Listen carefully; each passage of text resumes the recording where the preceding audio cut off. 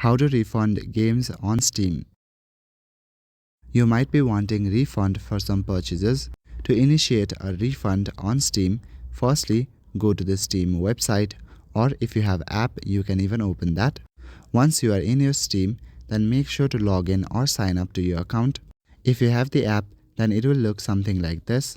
Now at the top left corner, you will see the help option. After clicking on help, go to Steam support. Now you will land to Steam support. If you scroll down, you will see your purchases. Now select a game for which you would like to initiate the refund. It will ask you what kind of problem you are having with this purchase. Simply select the option I would like a refund. If you have done your payment through PayPal, then make sure to select refund to PayPal. It will also ask you a reason for your refund. Make sure to select a reasonable reason. Once you are done, simply click on submit request. Now it will take some time for Steam to process your refund, but you will get all the updates in your Steam app or your email.